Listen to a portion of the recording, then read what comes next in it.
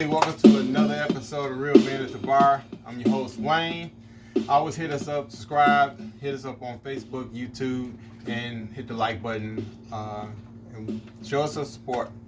Hot topics, Real Men at the Bar. Special guest, not special guest, but my co-host today is Icon, better known as Uncle Dwight, Daniel, and Ron.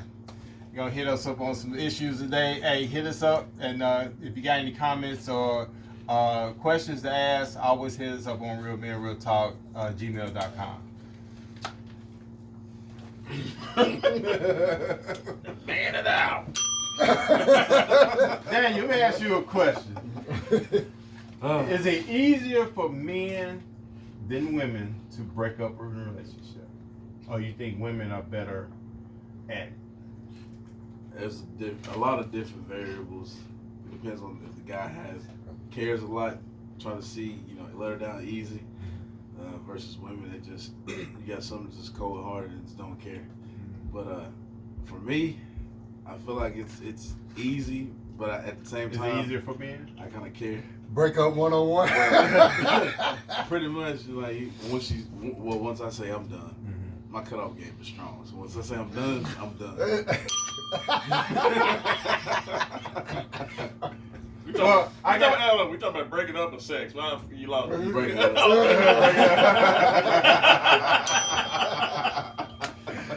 Well, we have Uncle Dwight that's a much wiser individual. What you think? Is it time frame different now that breaking up for relationships? Because now you break up, now it all depends on who you're breaking up with, because it might turn into a domestic situation. Property damage, gunshot wound, stab wound, Holding on to property. Court dates. Yeah, court dates and all that good stuff, Is kind of hitting on what he said. If you really care, then it's going to be somewhat difficult. If you don't care, see you. And Adios. it also depends Adios, on, amigos. And it also depends on the frame of mind of the person that you're breaking up with. Would it come to a point where it's a certain tact to it? Like, who you're dealing with, so I gotta slowly do this, or Man. so, You gotta put your steps. I wait till she go to work and I just get out before she get home. And You might know who you're dealing with, but when it comes to that point, like I say, it depends on if they really care or if they're slightly unbalanced. What's slightly unbalanced. That's if you know she's crazy. You know how to approach that situation. Let me give you an example. This wasn't even a breakup. Play Mystic for me. A lady I deal with very briefly, and come to find out she was a psychiatric outpatient. But yes, yeah. But it really went out a couple of times, and that was about it. About 2 or 3 times at the most. But then, how the psychological part came in. Well, I left the office when the other guys were in the office, picked up a phone call. They said somebody broke the house. They call the police. They go to the house. There's a bunch of bloody knives laying in the sink. Come to find out, the medic had been there before. Told her she's a psychiatric outpatient and she hated men. I was told about this. Ron Parker told me about this the next day, and his approach was let her down slowly. First thing in my mind, nah, done. Cut and release. And then you would get strange phone calls, and they're in the office. I'll leave my woman alone. Then one call came in. The next time, tell him the next time it'll burn down and he'll be in it. I didn't really think about it. Got home that evening, went in the house, smelled fumes and stuff. Then finally looked out and went to the back pantry room. Went out to the back door. It was completely black, and then it dawned on me the driveway was red. Well, anyway, she tried to set my house on fire. That's what I thought she was going to say. You went home to your house was on fire. But like I was saying, it depends on the individual. Then there's been other individuals that dealing with and breakup was rather smooth, no incidents. Icon. Well, just because of recent events, like I said, I guess you got to know who you breaking up with and what their mind frame is, and it's a element. Why? Oh man. There you go, man. Whatever the case may be, it start out seems cool. You end up you have to call the police to get your own stuff back. As they refuse to really. My thing is, okay, you done with me, I'm done with you. Why would you want to hold on? Why would you hold on to my stuff? Why would you want any memory of me still in your possession? That's just a way of keeping some kind of control over the situation. I mean, it's just some women, some women ain't like guys who just say, hey, fuck you, bye, and move on. But then you got some that it's just to the point where there's some kind of way of keeping you around or keeping you available or keeping you. Because for a woman, that's an emotional thing. Oh yeah. Emotions are dangerous. Yeah. And men, we have a tendency just to compartmentalize things and just set it aside. So yeah, I can see that. So we're more easy to start it and then also cut it off right then and there and be done. And move over. Yeah. Well, yeah, I can see that. There's something when you look at domestic violence. Yeah. It goes both ways. So that goes to if I can't have you, nobody can. Yeah. They're like, oh shit. Yeah. It's crazy. You go through this stupid stuff. So let me ask you this: Are women bigger freaks than men? I would say they're more creative. They're more creative. Yeah, more creative. But that, but doesn't that put us kind of in a pressure where that women look for us to perform, better in bed? As far as if they're bigger freaks, then that kind of up in the level. Now, if I'm not that kind of guy that just want to get married and go to sleep. Well, see, But I gotta make it last about 2 fun. hours. Well, I'll put it like this. Every man, first fantasy mindset is that stripper. That stripper on the pole, on stage or whatnot. That's what you expect. You're here and your mind is over there. But I'm saying, is that not what each man, when you first getting to that point of you saying, are men more freaks than women? Well, okay, what's your idea thought of a freak? Your mindset straight go to that strip club. What you have seen or heard. It also defines what you consider being a freak. Exactly. What your thought process is. You look at my nipples like be my cutoff point. Like you look at my nipples, I don't reach my pinnacle. That's a freak to me. But then that's like shit. That's all. Yeah. I got to get the whipped cream and the hot sauce. But when you thinking about that process, but going to the bedroom, if you kind of visualizing. If you meet a female that's like, really outgoing, doing laying a plastic sheet out and she come out with a bucket of ice cream. He's like, oh shit, I ain't never done this shit before. And it's like, a whole new experience to you. But then do you think at that point you be like, okay, I got to raise the bar and be more, outgoing or more creative, or I got to be more creative, or do I got to perform better? I can't be that 5-minute brother. Right. I need a nap. Wake me up in 15 minutes and then we can go again. So, do you think men are because our sexual tool is different than women. mean, we gotta get the blood flowing, and, you know, all that. Women just gotta stay more. You know. I'm saying, then what will it do to your psyche? Yeah, she bring in toys, and her toys bigger than you. Right. You know, you're like, wait a minute. Wait a minute. You know? Hold on. Time out. Throw a flag on the play. Wait a minute. What the hell is that? Who is that for? Yeah. Me and you. But I mean, No, if they can think of a daggone episode of Sisters on TV.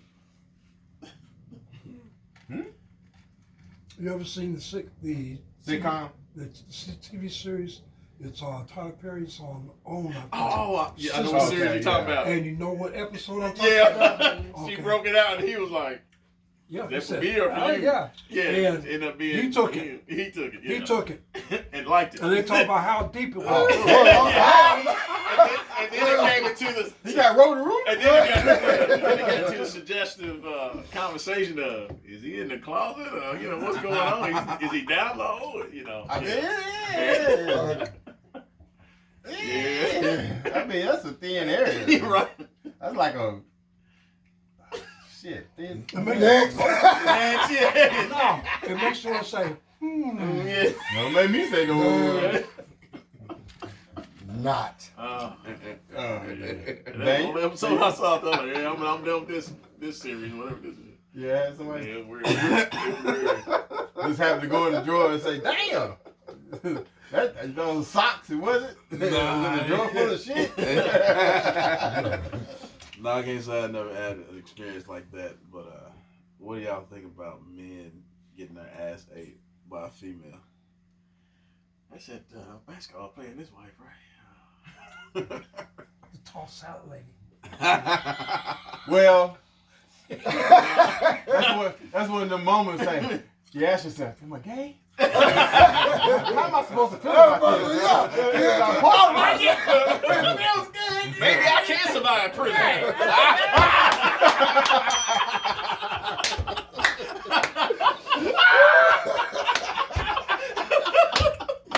I know it. I don't think no man would ask that question just openly, amongst his boys. We can do it on the show. It's just we talking, but I don't think no man is gonna go to his partner, especially if he like thugged out ghetto fabulous, like, "Man, what you think about getting your ass eaten?" Tune that ass up. Like this. Yeah, right. Go to the men's bathroom and fart, think you fart.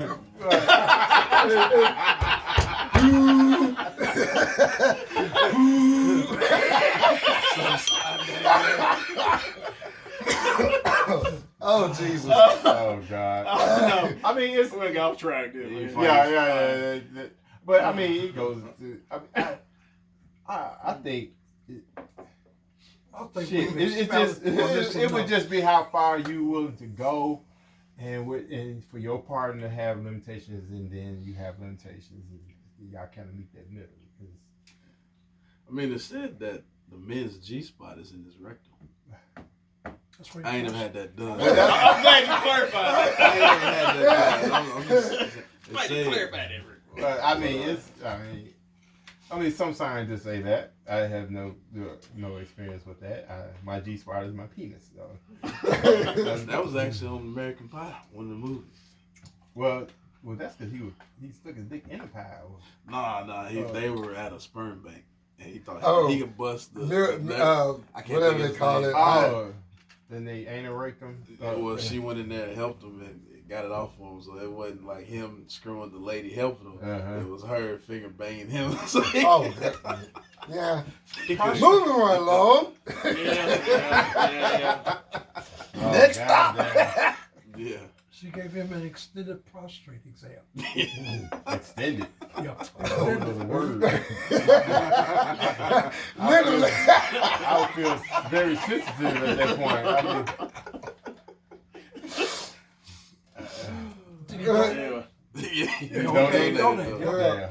All right. All right. Moving right along. Right. What is do you I mean, bumping off that, what do you think about men that gossip, that they kiss and tell and everything that they do, and then everybody else's business? Is that the point? Is that the person you get like, okay, you use them for information, or you just stay away from them? You know, you don't share anything. Like, you don't tell this joker nothing. You talk about sports and that's it. You know, right. But he's not the person that you would say, hey, I'm having a problem. What you think about this? You know, because you're worried about him running back and saying, telling everybody. And do you know people like that, guys? Not anymore. Let me see. Not anymore. They're all shot dead. I tend to just stay away from people like that. I mean, you know they shady. That's gonna poison your relationship with somebody else anyway. But you still keep an open ear of what they're talking about, because they obviously they nosy as hell. They're gonna pick up some information that may be of your interest anyway. Especially at the job, man. Yeah. That would fall in. I think that would fall, especially when it's work related. You know, I think it's more or less jealousy. People are envious of you being you. Yeah. Because actually might be carrying yourself a certain way, or your lifestyle is a certain way, and they cannot either mimic it or they cannot understand it, and they just always saying, he think he look fly because he smell good today, and or he got the nice chain or whatever, or nice watch, but I can have that same shit, but I just choose not to, You're talking about haters. Well, yeah, but that's just basic jealousy. I think jealousy is more is more And it dangerous could be a than being a process of hater. always trying to one up the person. Like Right. someone's discussing a subject matter, and then they're trying to one up it. Within all the the same time. conversation. With the same Within the conversation. same yeah. Oh yeah, I had that happen to me, but that occasion, yeah. So do you think that men worry about their appearance now? Well, I would say now, being that rugged male role model now is different now, that men are more concerned about their health and their appearance and their overall appearance, well-being. Do you think is different now? Yeah, it is that movement of painted on beards and mustaches now. Painted on beards? You ain't seen that? Yeah, they wearing toupees and they getting fake hair beards put on. Oh, God. It's Like a crazy. weave? Like a weave, yeah. Yeah. Oh, bro. I got Like that dude. Yeah. That said, I don't like men's no more. He had it all drawn on. Yeah. Oh, yeah. That was crazy. Oh, hell. Oh, dang. Yeah, you both missed that, Yeah. Get off Friday with no hair, go to work Monday. They got a head full of hair and a beard mustache. So like Teddy Pendergrass. Is that spray on? Well, they put like Just a for- little patch on the side of the face, and then they lay some hair and spray some more. It's a whole process, man. You gotta see it. Is that part of cut that? and curl it, everything. What's the third social media? The beard gang and all of that. Want to be a part of it? Crazy. Man, So I've been all this time because my hair grows in spots. That's why I can't grow a beard. Right. But I See, can it was have a weird one. thing. Like one guy they showed, he had a mustache and basically a goatee. Right. And it wasn't full, but you can tell it was a goatee. Mhm. But he went for the full beard movement. It just tripped me out. And that's what they're trimming it. My It looks like Daniels, man. I'm telling you. really? Yeah, and it's all fake. Oh shit! And then they're doing that eyebrows. They prepping themselves up. Shout out to Peacock. Brad Cuts. He get me right every time. Oh wow. Oh wow! Did that? all right. Hey, I didn't know that. I mean, I understand that men, worry about their, we do the mud mask and get our hair cut and pedicures or whatever, and get the right smelling cologne that fits our body and have our own little certain style. But I ain't know it was going to the point where now it's like they can get weed put it in. Pasted on beards. Mhm. But that's a new one on me too. Mhm. On the white, like shit. Yeah. If it didn't come natural, it's I believe in wearing what the good Lord gave you. right. Oh man. And rock it. They're doing Well. this now. Just think what the future holds. I mean, but shit. I mean, Well, man, it's so hard. I feel like this. Being a man today is very challenging because now being a straight male, you have to walk on thin layers of ice now because you got so many I would say sexual preferences now of people and women, you know, the YouTube movement, you know, and the gay correlation and BTU, whatever they call it. The whole alphabet. I mean, the whole alphabet. I mean, now being a straight man,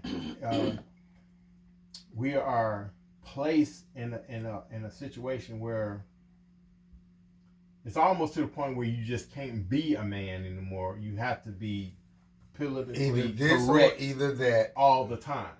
I mean, even in our professions, we have to be politically correct all the time because you go into a situation where a female used to be a female, but now it's a male. Now you have to say something to this person like move to the side or how you doing or can I get that bucket behind you or whatever the case may be. But you have to be now politically so correct that you have to downgrade yourself a little bit of being who you are so you don't offend, you know, an individual. It used to be simple to the point where you talk to a male, you talk to a female, period.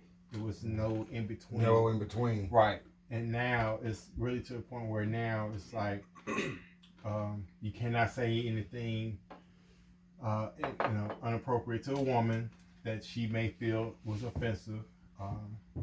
A male turning to a female, you gotta be careful what you say. A female turning to a male, you gotta be careful what you say. Or a gay person, openly gay person, it's like you being a straight male. It's like it's almost to the point where we're gonna be the ones that's like obsolete to the gender because no longer.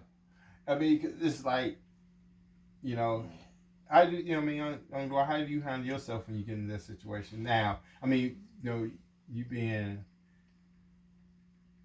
from your time frame to now, I mean, how do you accept it? Or do you just accept it or you just can't believe the transformation society has become? like I was saying, it's been around since the beginning of time. But at that time, it was taboo. I mean, if a gay person was gay, you didn't know unless that person told you. Well, you remember us growing up? You remember it used to be we had kind of an unwritten rule that if a guy was gay in your neighborhood, at least in our neighborhood, be gay, be out there. Don't be the closet. You know, if you're gonna be out there, be out there. Don't be trying to disguise in no shape, form, or fashion. And there was one or two in the neighborhood. There was like, I think one named Tony or something like that. But you knew, you'd be like, hey, yeah, Tony's gay. But then you get people that come out 16, 17, 18 years old and they come out the closet thing that's related to bullying in school and all that. It just... I mean, but during his time frame, I'm pretty sure it was, like I said, taboo. It's something that people, you may had some question, but at the same time, it was never directed. You know, it never was really out. You may have said, well, he acts kind of funny, or he walks weird, or but it was never to the point where you just knew that person was gay, especially in your frame. Am I correct? Most of the time, you know, like you're saying, you might question, you got female tendencies, or they got kind of masculine tendencies. Whereas you really didn't let them be who they are. And then you had the other individuals, like you're saying, hey, they're out in the closet, you knew what they were. But the way I approach it is, like you're saying, you don't know what they are. Well, then you be politically correct. You don't never say a gender type pronoun or make that assumption. You know, you're trying to get their attention, eyeball contact. Could I get through there, please? Or whatever. That way you don't offend anybody. I mean, because me growing up in the 80s, I was like, shit, you still find one was like, shit, you fine. God damn. And then You know, the bass come out. That ass is banging. I mean, it was for us to be just approach a female like that compared to now. It's like you do it now, and shit, you basically get a rape charge. But I think society has just got so sensitive to.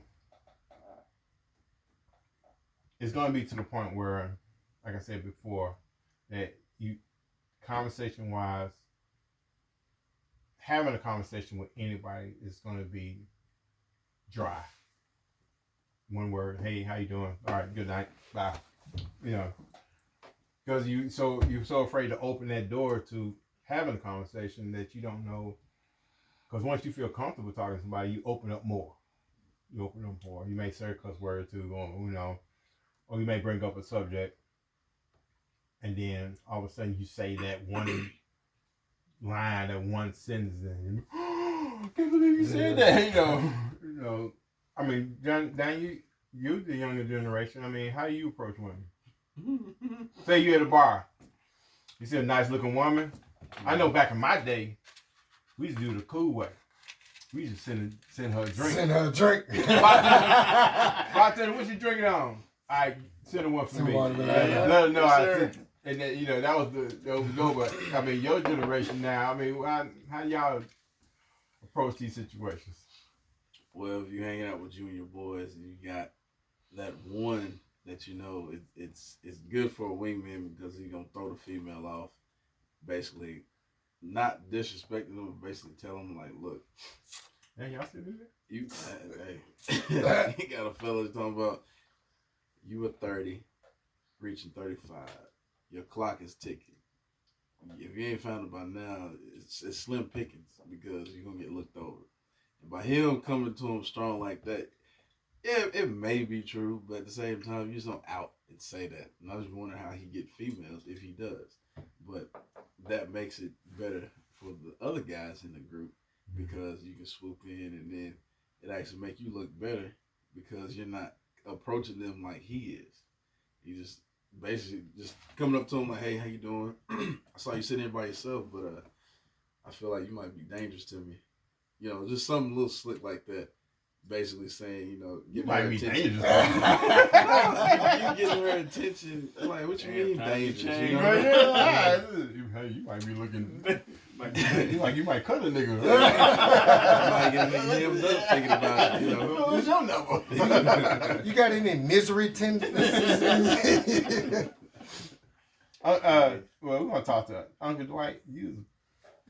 Back in your day, what was how was you approach women? Just walk up, general conversation. Hey, The other part of the time, when it comes right down to it, 80% of the time, they choose you before you choose them. Well, that's true. And being said that, 90% of the time, you can say something stupid and cancel everything out, or not. Yeah, I can see it. And it depends on what type of setting you're in. Ryan? Man, my game was different. I ain't have much talking game. I used to go in the club, be my partner. My partner, he was one of them well-dressed, pretty boys. He'd just sit at the bar, and I'll make a circle around the bar and just, hey, report back to, hey, all the pretty girls over here, all the fat chicks over here. He said, where are you going? I said, I'm going to mess with the fat chicks, and they like to dance and have fun. And that's what I did. I got on dance floor, danced with them, and eventually it kind of turned to the cute girls got tired of sitting around, come up and bogart the big girls off the floor, and conversation got from that point. But that was my game when I went to the club. So more or That less. was disrespectful to the big It worked. So Icon?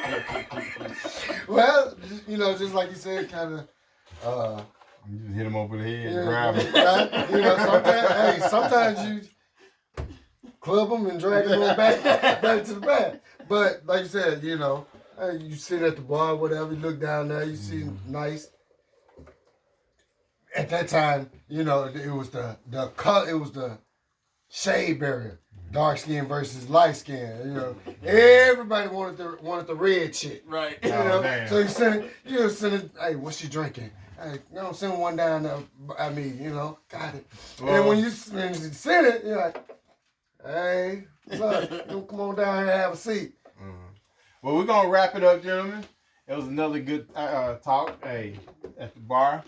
I want to thank y'all for showing up and showing out. Hey, hit us up on Facebook.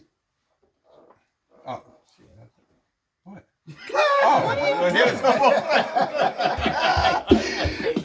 on Program technical. blooper. That's a blooper. First rate. But all right. Hey, subscribe. Hit us on the subscribe button on YouTube, Facebook, and hey, hit us up on the comments. Thank you for showing up and showing out with us. This is Wayne. Hey, peace and love. Thank you. The toast.